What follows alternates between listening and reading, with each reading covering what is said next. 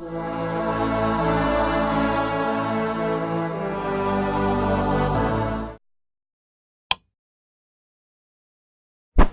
friends, and welcome to the Friday Flashback with me, Naz Dragonheart. We are playing Final Fantasy XIII today because apparently there's a new one on the way this Valentine's Day. So we figured we'd trip back in time and go to this one. The main reason why I feel this is worth talking about isn't just to be relevant with the times, but because this is my Everest game. What do I mean by an Everest game? It's a game where it's not necessarily hard to complete, but for some reason you can't complete it. And this one has been a real bitch to me. I think it comes down to the fact that, to me, it doesn't feel like a proper Final Fantasy game. It just kind of, it's lacking elements of it.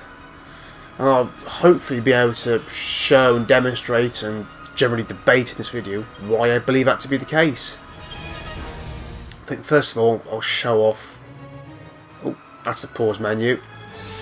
Show off the map to show my first issue with it.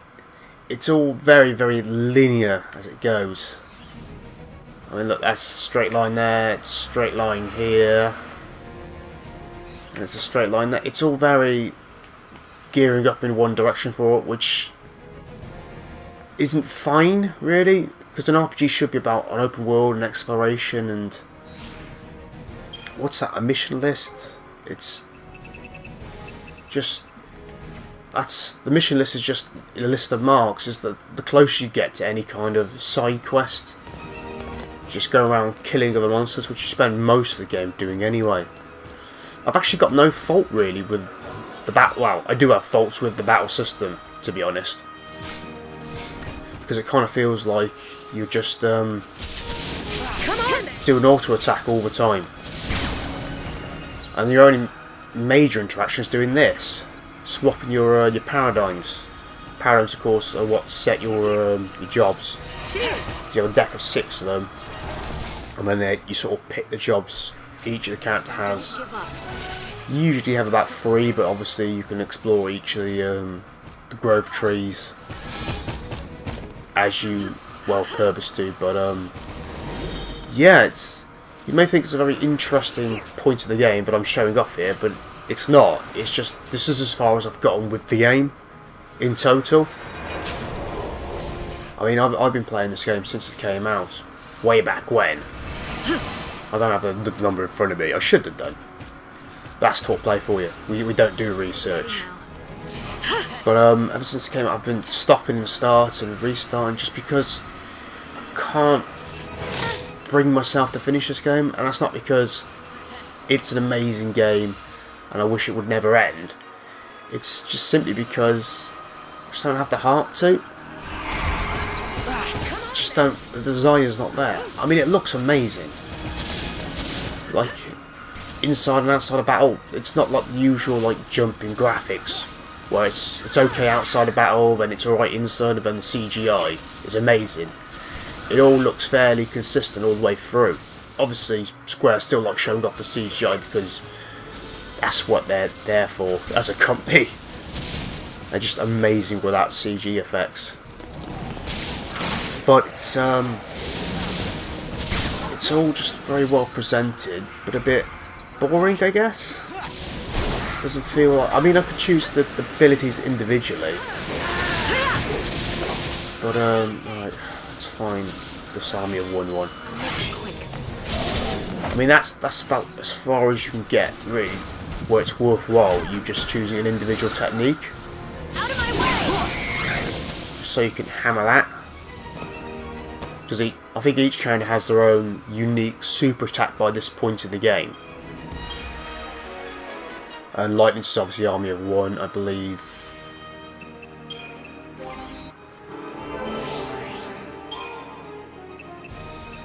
High Wind. I think they're all like commando based ones. Sort of like limit breaks, almost. Which take up the ATB. I like the battle system's use of the ATB gauge to gauge up what your attacks cost rather than MP. I always found MP a bit annoying, and you know, if you chose to use MP to cure yourself. It was all a bit wasteful to use in battle otherwise. So like MP was just like the cure, the restorative ammunition. And that's wrong, because then you sort of restrict yourself.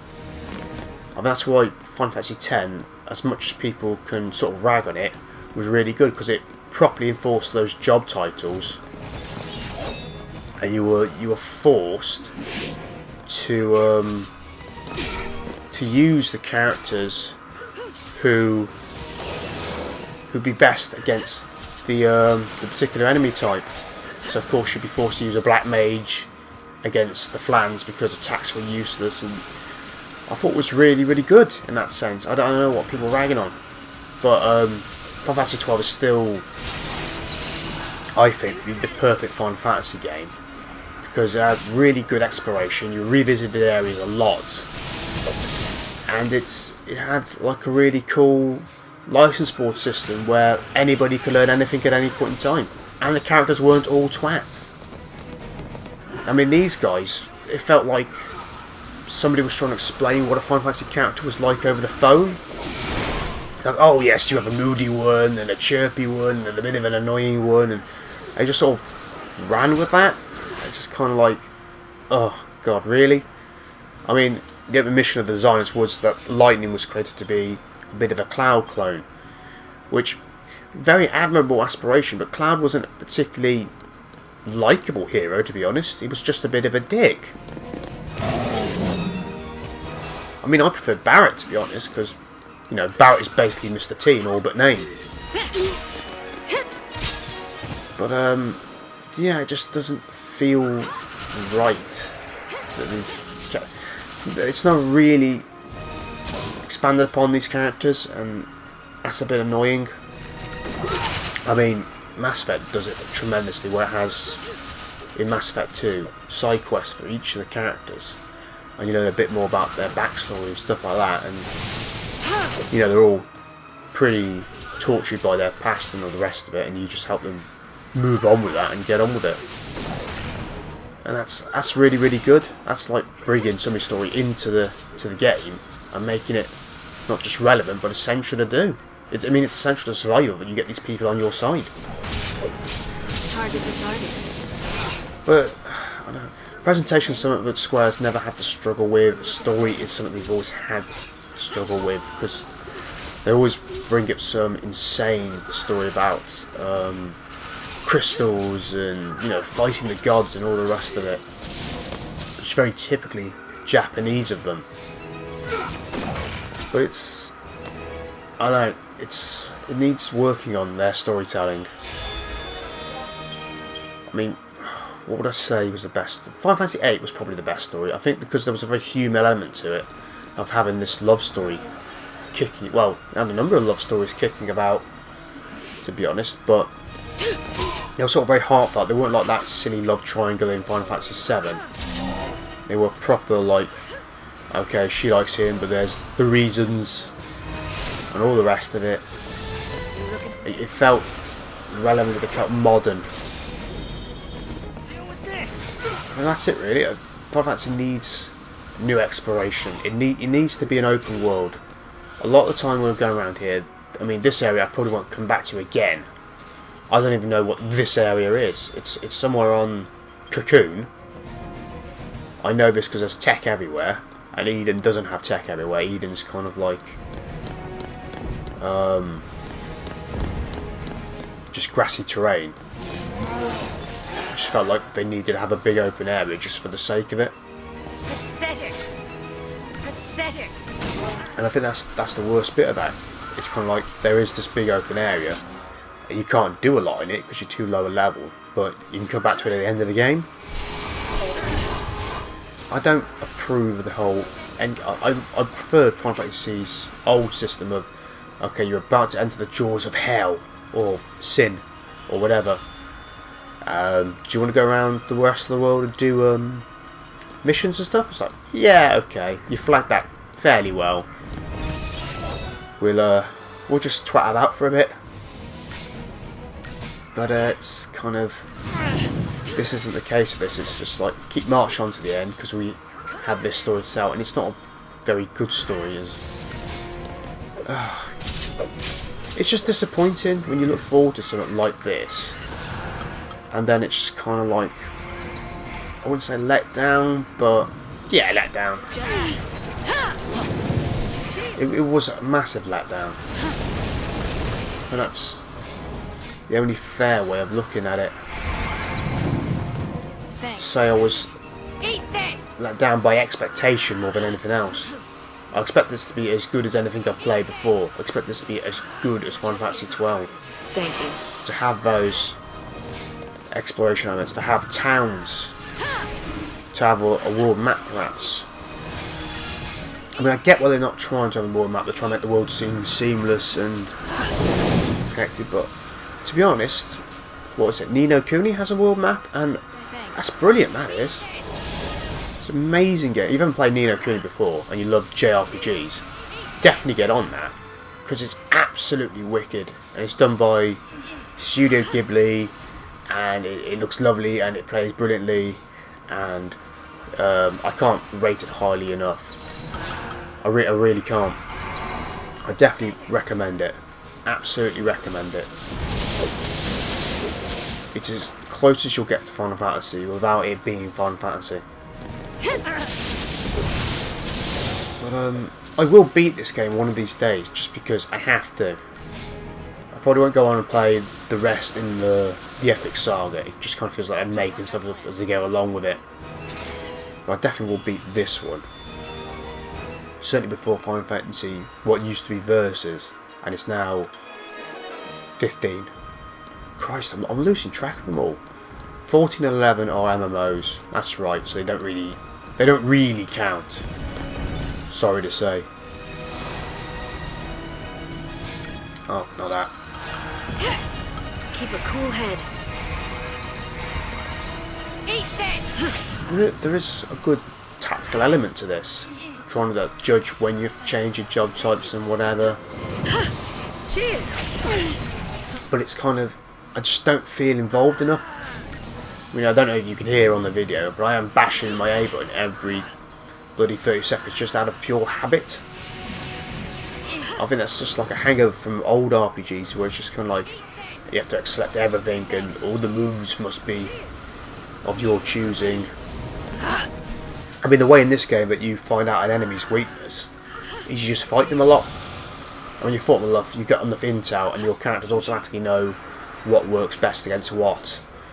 And these are the particular elemental moves you need to sort of weaken him.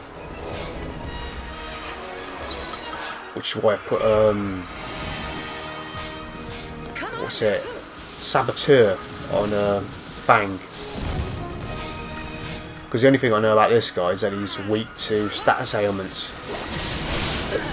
And the Saboteur's like the debuff character, whilst the Synergist is the buff character. So even as I'm saying this, is feeling pretty Osh. Take him. New strategy. It's just a case of just knowing what your big damage dealing paradigms are, as opposed to your healing paradigms and all the rest of it. Just about careful selection, battle system. I'll tell you the thing that does annoy me the most is the fact that, okay, you can only equip a couple of items, a weapon and a few accessories, but you can level up the weapon and accessories. It's kind of like the system for it is using all these component bits, and you have to be really sort of like pick and choose, and you've got to try and build the multiplier so that what you apply is even more effective, and all the rest. It just feels needlessly complicated. Why couldn't have like Final Fantasy VIII system of where you go around, fight particular monsters for upgrade items, or just, I don't know, it needs to be simpler. It just doesn't feel like it's fun or engaging to level up your weapons, doing all this complicated stuff with it. I don't know, I'd much rather just buy the next weapon that's available. Another thing that really annoys me as well is the level up system of Crystallarium. Although it's alright, you are on a fixed path with each of the classes. Fun. So there is an end game, and you aren't allowed to go past the point depending on what point in the story you're at. So you upgrade the upgrade system. You upgrade the upgrade system. That sounds ridiculous. You upgrade the upgrade system to the next stage, and therefore you can get up to the next stage and get the new abilities. So stop you getting too powerful too early on. But Another battle. is that half of what Final Fantasy is about? Going around grinding, getting, in this case, Crystal Gen? CP. We'll call it CP. CP points, so you can make yourself ridiculously overpowered. I mean, I know for a fact there's a stage 10 past this, just because there's got to be a stage 10. Because I'm in chapter 12. I think you get it at the end of the game, from what I've read. Like, after you beat the final boss, then you get it. And then you have to... You shouldn't ever get anything after you defeat a final boss. I get if you want to go around and finish off, like you've got... what was the game? Tetramaster. You've got a good Tetramaster game going on. And you want to go back and finish what you started with Tetramaster. Get all the cards and all the rest of it. That makes sense. That's something that makes sense in my universe. But if you're just doing it for the ridiculousness of it, just because, you know, you have to go back because you've got a new leveling up thing, and therefore you can defeat the final thing even quicker. That's ridiculous. No. I think Final Fantasy should lean more towards this kind of freedom upgrade system though, as opposed to just the old fixed method, which is kind of, okay, you have to level them up with these particular abilities and all the rest of it because we told you so. I mean, that's ridiculous. Hands down, that is the most ridiculous thing ever. But this just feels like there is an end, and it shouldn't be. You should be able to, like Final Fantasy X with its sphere grid, you should be able to go around that entire sphere grid and show it off to your mates and go, okay, see this is Tidus, or Tidus, or whatever you like to call him. Doesn't matter. Not the point I'm trying to make. Here he is, and look, the whole board is covered in blue. And you're like, whoa, how much time did you put in there? Don't even ask. It's a lot. That's how it should be. It just... I don't know. I think I'm just nitpicking now. Good things. Let's say good things about it. I like what's going on. It's very Ratchet and Clank. In terms of everything flying about and the way it looks. There's certainly one of the more vibrant areas I've been in. And artistically, it's very distinctive. All this... I like the fact they've gone a bit modern, a bit techie with it. RPGs tend to be constrained by that philosophy of it must be either medieval or super tech. This kind of feels like it's got a nice-ish middle ground. Feels a bit techy, but not garishly so. Like I couldn't envision this being the world in a few years' time. Keep a cool head. So, certainly not this perfect and clean, but certainly stuff like over there, like little ticker tape boards and stuff like that. That's not unfeasible. And of course, you know, like the roads and stuff, very familiar in the regular world. Feels a bit Star Wars as well with some of the vehicles. They kind of look like Star Warsian, I suppose would be the best word for it.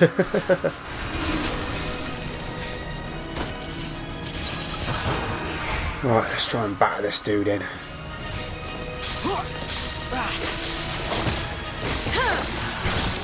I wonder if that move I used before is like an all...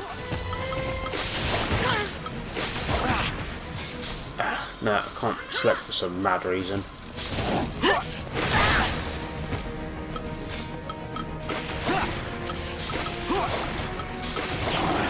techniques are really weird ones as well. You get a technique bar underneath where lightning, underneath your leader. And then you can pick various abilities. And what we got? Summons, and I think it's very telling that I just don't give two shits about the summons. I've not mentioned them at all. Appreciate it. Because I don't feel any more powerful with them. That's another. A summon should make you feel mega powerful. You should feel like you're about to rip somebody's throat out. It should be like the ultimate. It should be like the last stand. Okay, we got to crack this one out. Here. It's better than Final Fantasy VIII system, where it's just like the only way you could win a fight is if you cracked out all your summons all the time, because you got like mega loads of health and you get protected by them and all the rest of it. Kind of felt a bit cheaty winning like that. I suppose I'm very much of the school of thinking like your attacks, your actual physical attacks, are the be all and end all of the world. That's Final Fantasy VII thinking. That's ridiculous. There should be tactical elements to a battle. There should be planning and considerations and all the rest of it. Am I gonna? Yeah, I should win this. One thing I do really like actually is the fact that you can retry a battle. It doesn't force you to go all the way back to where you last saved. It does actually do sensible, nice thing, like, oh, you failed that a little bit. That's alright though, because we'll just send you off back to just outside it, and then you can go either fight him or run away. That's really well thought out actually. Okay, I'm now venturing forward into areas where I've not been before. Yeah, this is live now. I've actually gone into an area I've never been in before. Hence the immense loading time. This looks this looks really nice. I can't explore any of it, but it looks really nice. Oh no, am I asking too much of a next gen title? To it not just look good, but also be explorative? No, do you know what? I don't think I am asking too much. I'd happy take a drop in graphics, just so I can have a little bit more exploration.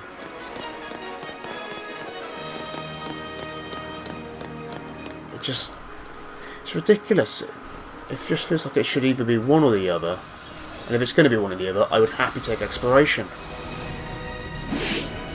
Because even the most hidden of all the items is basically on a straight line path. Which is ridiculous. Just Deal with this. I'll just be happy when I've beaten this game and I've just ended the wall of pain that is Final Fantasy XIII. Because it's been a long time coming and it just needs to happen now. This game needs to be beaten so I can move on.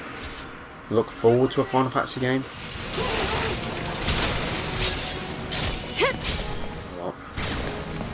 Come on, let's finish this. Keep the enemy off Bring it. balance. Let's finish it in style. Bosh! Oh, and you can control the camera in battle.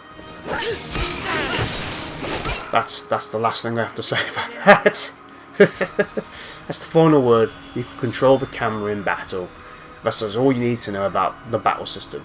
It's there to make you look great. Right, so I'm going to leave it there then. Thank you all for joining us. Hope you all enjoyed it. And I'll catch you again soon. Alright then. Cheers.